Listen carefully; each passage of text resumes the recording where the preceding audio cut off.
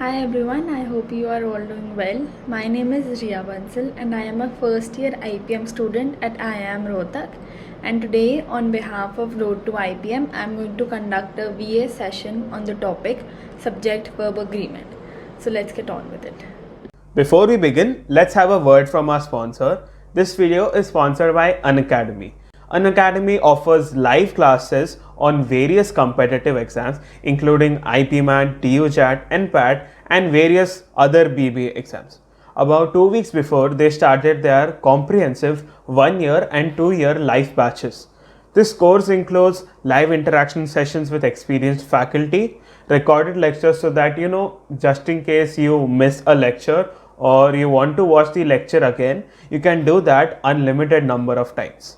They also have doubt clearing sessions, daily sectional tests and tons of full length mocks. They also offer free sectional tests on their website every day at 4:30 pm. So if you are an IPM aspirant, I think you should definitely give them. It will be a very good practice for you. They also have a YouTube channel where they post academic content regarding IPM. Recently, they started a Telegram channel as well where they post regular updates about IPM along with tests and quizzes. Lastly, you can also check out their paid course on their website. The link is in the description box. You should definitely use the code RTI10 and get a 10% discount on your total cost. They have various plans ranging from 1 month to 24 months, so make sure you have a look at it once. Now, let's continue with the video. Now, to start on this session, we need to address two questions. What is subject verb agreement and why do we need to study subject verb agreement? Now, subject verb agreement tells us how this verb of a sentence agrees with the subject of that particular sentence in number and in person. Talking about the why of it. Well, I think that subject verb agreement forms the basis of your verbal ability prowess. It helps you attempt other questions as well. So, if you ace at subject verb agreement, you will be able to attempt other questions such as error spotting, sentence completion, and fill in the blanks.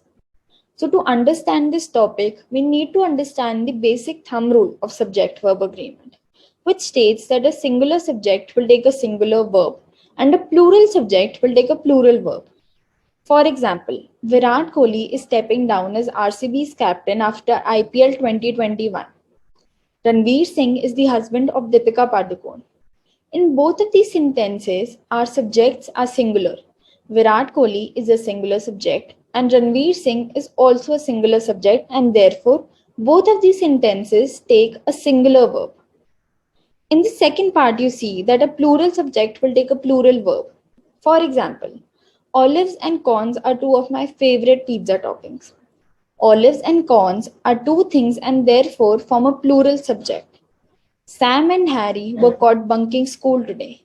Sam and Harry are two people and therefore form a plural subject and take on a plural verb. So that's it. That is the thumb rule of subject verb agreement. But wait, this rule is simple only in theory. Several problems arise when these sentences are complex. We also often struggle with identifying the nature of our subject, whether the subject is plural or singular. For example, the question is 500 rupees is slash r too much for this dress. Now, in situations like these, we feel that is and are both fitting well with this sentence. So, what will be the answer? Well, let me tell you the answer to this question. 500 rupees is too much for this dress. Now, several tricky subjects like this will be dealt with the help of many rules, which will be explained in the further slides, such as rule number one, error of proximity. What we often do is that we make the verb agree with the noun near to it rather than the subject of that sentence. For example, in sentence number one, the results of the board examination are now available. If you look closely, you see that board examination is the noun near to the verb. But we need to identify the subject of our sentence, which is results, which is a plural subject and therefore takes a plural verb. Similarly, in sentence 2, the state of our affairs has worsened over time. In this sentence 2, we need to identify our subject, which is state, which is a singular subject and therefore takes a singular verb. Similarly, in sentence 3, Monica's knowledge of cleaning supplies is far beyond the common. In this sentence too, cleaning supplies is a noun near to the verb. But we need to identify our subject of the sentence, which is Monica's knowledge. And therefore, we use a singular verb. 2 talks about how two or more singular nouns or pronouns joined by and require a plural noun. For example, Joey and Chandler were best friends who stood by each other through tough times. In this sentence, you will notice that Joey and Chandler are two singular nouns that are joined by the word and therefore make a plural subject. Similarly, in the second sentence, oil and water are two singular subjects which make a plural subject and take on a plural verb. Similarly, in the third sentence, Kurkure and Blue Lays are a plural subject which go on to take a plural verb. Now, rule number 3 is kind of an extension to rule number 2, which talks about how if the noun suggests one idea to the mind or refer to the same person or thing, the verb used is singular. For example, aloo ki sabzi and roti is my favorite meal to have for dinner. In this sentence, when I talk about aloo ki sabzi and roti, it conveys one idea to the mind.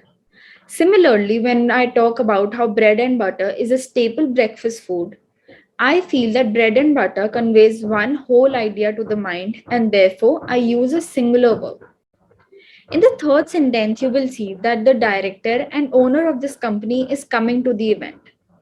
In the fourth sentence, the famous author and poet is coming to the book fair in New Delhi. Now, if you will notice, in these sentences, the article the is used only once before the first noun. In these type of sentences, when the article is used only once, we assume that the director and owner are the same person and they are not two different people. So we use a singular verb because it is a singular subject. Now, if the sentence had been the director and the owner of this company, then we would have used a plural verb. Now, rule number 4 talks about how words joined to a singular subject with as well as along with take on singular verbs. The minister, along with the police, is coming tomorrow. French as well as Spanish is taught in this institute. Jake, along with the other detectives, is arriving at the crime scene.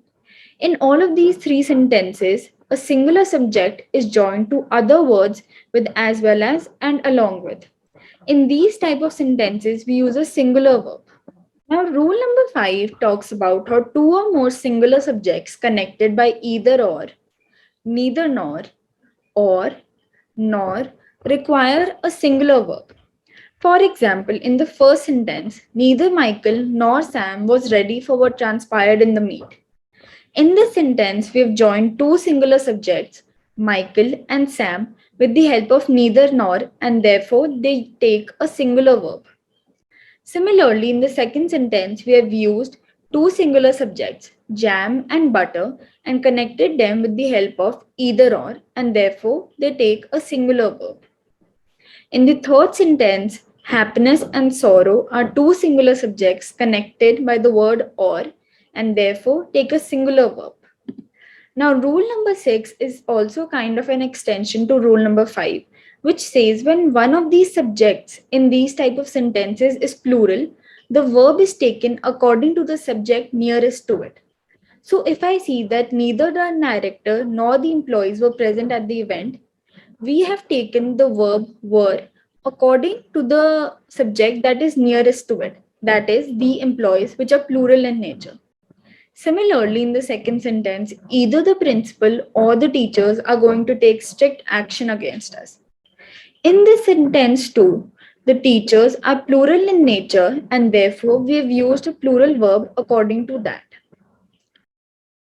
Now, rule number 7 talks about when words like either, neither, each, everyone, many are used, they must be followed by a singular verb. For example, the first sentence, either of the two students is capable of handling the responsibility. In the sentence, we've used the word either and therefore used a singular verb. In the second sentence, neither of the two detectives was able to solve the crime. Each of the roles played by Ranbir Kapoor has been phenomenal. Every one of the students knows how to use Microsoft Teams. You can see in all of these four sentences, we have used the words from that list and used a singular verb according to them. Okay, hi guys, Arnav this side. I'm ending this part right here, but I want you to revise. Take a minute and revise all the rules that you've learned up till now before jumping on to the next video. That's it. Bye bye.